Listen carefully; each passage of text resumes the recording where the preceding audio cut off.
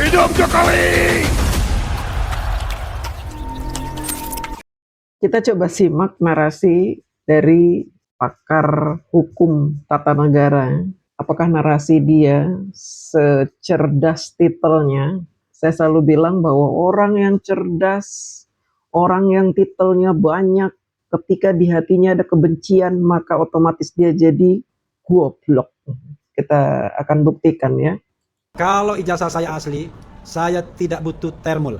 Betul. Ya, kalau ijazah saya asli, saya tidak butuh lawyer. Tersebutlah Alkisah, ya, seorang katakanlah mantan Presiden Mukidi namanya. Dia mengatakan, hey, kalau ijazah saya asli, saya tidak butuh termul. Betul. Kalau ijazah saya asli, saya tidak butuh lawyer. Nah, iya. Kalau ijazah saya asli, saya tidak butuh buzzer. Tinggal tunjuk. Kalau ijazah saya asli, saya tidak butuh pengadilan. Kalau ijazah saya asli, saya tidak butuh polisi. Kalau ijazah saya asli, saya tidak butuh UGM. Kalau ijazah saya asli, saya tidak butuh keluar duit banyak. Itu adalah kegoblokan dia sebagai seorang ahli tata negara. Kalau ijazah seseorang asli tidak direkayasa menjadi seolah-olah palsu, maka orang tersebut tidak butuh siapa-siapa untuk membelanya, nggak butuh pengacara, nggak butuh pemberitahuan dari kepolisian, nggak butuh UGM, tempat dia kuliah, tidak butuh teman-temannya, tidak butuh pendukungnya, nggak butuh. Saya juga nggak butuh siapa-siapa. Dia, Refli Harun, juga tidak butuh siapa-siapa karena ijazah dia tidak ada yang merekayasa seolah-olah palsu. Maka tidak butuh siapa-siapa. Tetapi ketika ijazah saya difitnah palsu, maka saya butuh klarifikasi dari banyak orang. Dari kampus saya, dari rektor di tempat saya kuliah, dari kepolisian, dari pengacara saya, dari pengadilan. Saya butuh semua itu. Karena ijazah saya sangat mahal. Bahkan konon, orang-orang yang memperkarakan ijazah saya adalah orang-orang berduit. Jadi ya saya butuh semua itu. Ya, karena si Refli Harun ini goblok jadinya, di hati ada kebencian, maka dia tidak bisa menganalisa itu. Dia bahkan bernarasi secara tolol sehingga mendowngrade titel dia. Ahli tata negara menjadi ahli fitnah. Pada saat rejim pilkada, pilpres, itu dulu salah satu syaratnya adalah fotokopi ijazah terlegalisir. Ya, salah satu. Seperti ini contohnya, misalnya. Nah, ini pertama kalau di rejim pilkada awal-awal dia disebut 2 kali uji. Uji verifikasi sama uji verifikasi faktual. Verifikasi itu sifatnya admin, TMS memenuhi syarat atau tidak. Verifikasi faktual kalau dia curiga ini kayaknya nggak cocok, beda. Itulah yang di verifikasi faktual, mana aslinya? Dicek. Dan itu ada anggarannya loh Pak Munarman. Saya dulu di DPR tahu ya, meskipun tidak di Komisi 2. Komisi 2 kan yang mengawal ini. Itu ada anggaran untuk KPU harus melakukan verifikasi faktual. Iya. Begitu dia kasih data-data siapa aja yang pihak verifikasi, itu bisa kita cek di anggaran APBN. Benar nggak yang data di UGM itu dikerjakan, ada mata anggaran buat itu pertanggungjawaban untuk verifikasi. Bisa dicek. Nah, saking bingungnya menjatuhkan Pak Jokowi dan meyakinkan kita bahwa ijazah Pak Jokowi palsu, bingung. Jadi mereka justru membuka fakta-fakta bahwa ijazah Pak Jokowi asli. Kenapa seperti itu? Karena tadi dia katakan ada dananya untuk memverifikasi apakah ijazah seseorang itu calon wali kota, calon gubernur, calon presiden asli. Artinya dia ini memberitahu bahwa KPU inilah yang bertanggung jawab. Faktanya adalah KPU telah memverifikasi. Dan itu dinyatakan oleh KPU itu sendiri. Kalau KPU cuek nggak mau memverifikasi, hanya menerima ijazah yang dilegalisir, fotokopi ijazah yang dilegalisir, artinya cukup melalui keterangan kampus UGM, maka sudah selesai. Karena yang mengeluarkan ijazah adalah kampus UGM. Nah, orang ini kan bodoh-bodoh semua ini. Ya, bertitel sampai doktor ya kan, tapi goblok karena di hatinya ada kebencian dan kebingungan untuk merekayasa lagi bagaimana supaya orang percaya ijazah Pak Jokowi palsu. Sehingga mereka melakukan upaya-upaya yang justru membuat kita semakin yakin bahwa ijazah Pak Jokowi asli. Makanya teman-teman Bon Jovi bongkar ijazah Jokowi. Ya sama dengan Pak Bonato yang dikerjakan ya Bu Dr. Leoni Lydia, Mas Lukas Suwarto, kemudian Pak Sam itu ngejar lebih detail. Oke. Pak Bonato itu membongkar depannya, ya. Kemudian teman-teman Bon Jovi itu menelidik detail-detailnya. Gak bakal bisa mau bersekutu dengan seluruh orang di muka bumi ini untuk mengatakan Pak Jokowi ijazahnya palsu, gak akan bisa berhasil. Kamu bersekutu dengan seluruh jin yang ada di muka bumi ini, seluruh iblis yang ada di muka bumi ini untuk mengatakan Pak Jokowi ijazahnya palsu, tidak akan berhasil. Karena ijazah Pak Jokowi asli. Saya malu sebagai orang yang berkali-kali sidang di MK. Bahkan bisa dibilang mengikuti perkembangan MK sangat dekat sekali. Karena legal standing Roy Suryo, Dr. Tifa, dan Rismon pada waktu itu masih ada. Ditolak sama MK. Si Rafli Harun merasa bahwa legal standing dimiliki oleh Roy Panci dan spiritualitil diragukan oleh MK. Mereka ditolak oleh MK. Artinya apa? Artinya justru mereka lah yang seharusnya publik ragukan legal standingnya.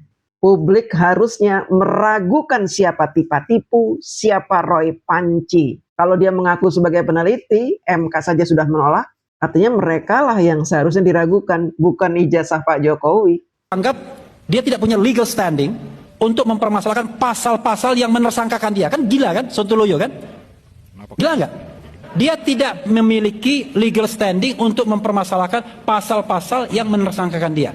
Nggak ada kerugian konstitusionalnya, kata. Tidak ada konstitusional yang dirugikan.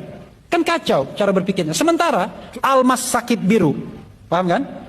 Putranya Boyamin Saiman datang ke MK tidak dengan serius mengatakan, saya bercita-cita ingin menjadi presiden dan saya kagum dengan dengan wali kota Solo.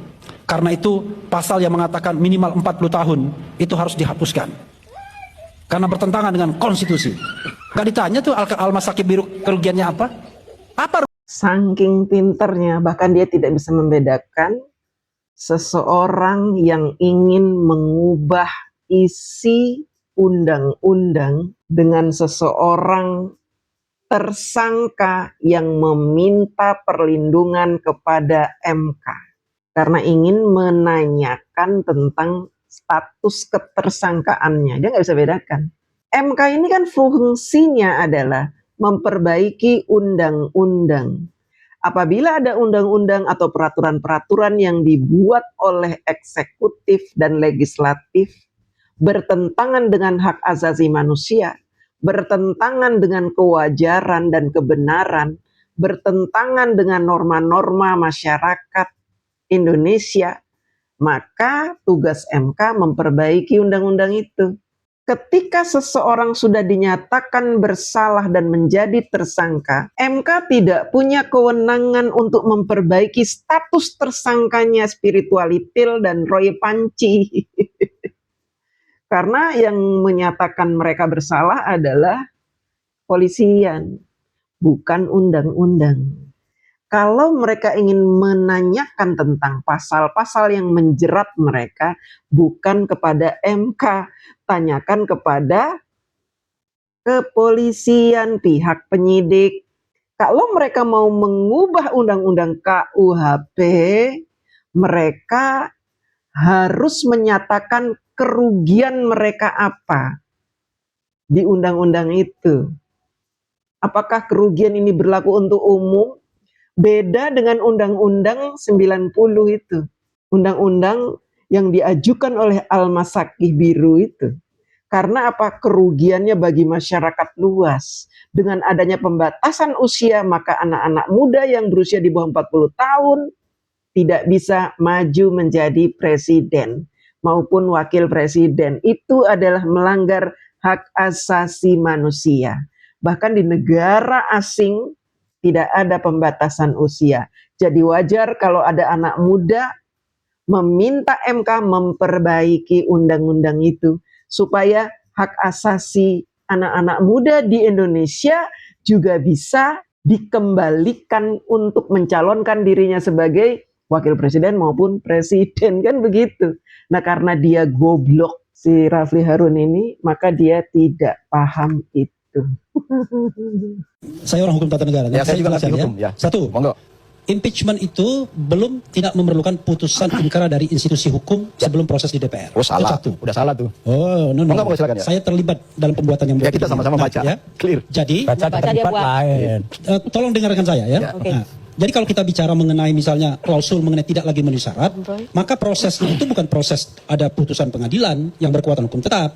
Prosesnya adalah proses di DPR. DPR kemudian membentuk panitia angket, melakukan inquiry, melakukan penyelidikan, lalu kemudian naik menjadi hak menyatakan pendapat, lalu kemudian naik ke MK dan lain sebagainya itu. Jadi sekali lagi keliru, salah kalau mengatakan harus ada putusan terlebih dahulu dari institusi pengadilan. Lah, kalau dikatakan terlibat korupsi, sebenarnya dari mana? Sebentar dulu ya. Anda ingin mengatakan terlibat korupsi? Ya. Tidak ada. Tetap inquiry dari DPR. DPR yang melakukan Kita nggak bisa opini mengalahkan undang-undang. Nggak bisa itu. Anda Clear. nggak ngerti yang namanya forum privilegiatum. Tahu. Ya? Jadi di Konstitusi dalam mengatur itu. No. Nggak Di bisa. dalam- Nggak bisa sebentar. kalau nggak ada inkrah keputusan Sebentar, hukum. saya jelaskan dulu. Anda memotong-motong saya karena saya ngomong. Merasa ahli tata negara, tahu tentang undang-undang, sehingga hanya dia yang harus didengarkan kata-katanya. Sementara kata-kata orang lain dianggap angin lalu. Kita semua sudah tahu bahwa untuk mengimpeachment seorang presiden, wakil presiden, menurunkan seorang presiden, wakil presiden, maka harus sudah ada keputusan dari pengadilan bahwa orang itu bersalah dan melanggar konstitusi. Baru dia bisa diimpeachment. Tapi selama pengadilan tidak membuat keputusan itu, bahkan DPR tidak bisa mengimpeach orang tersebut. Karena bukti-bukti kesalahan orang tersebut tidak ada. Kesalahannya tidak ada, buktinya tidak ada. Kalau memaksakan DPR untuk mengimpeach Mas Gibran, artinya DPR lah yang melanggar undang-undang. DPR sudah melanggar keputusan dia sendiri mengangkat Pak Prabowo dan Mas Gibran sebagai Presiden dan Wakil Presiden Republik Indonesia di bulan Oktober tanggal 20 tahun 2024. Itu dilanggar sendiri oleh DPR MPR. Jadi apa yang dikatakan oleh si Refli ini adalah pembodohan publik. Berkali-kali saya sering katakan bahwa orang yang di hatinya ada kebencian maka dia otomatis menjadi goblok. Karena dia nggak mau goblok sendiri, maka dia ingin menggobloki seluruh rakyat Indonesia dengan pernyataan-pernyataan yang menyesatkan dan membodohi publik. Untuk itu teman-teman hati-hati dengan orang-orang seperti ini. Ya, jangan ditelan mentah-mentah. Jangan mau kalian digoblok-gobloki sama dia. Ahli atau pakar, selama di hatinya ada kebencian, yang keluar dari mulutnya pasti kebodohan. Terima kasih.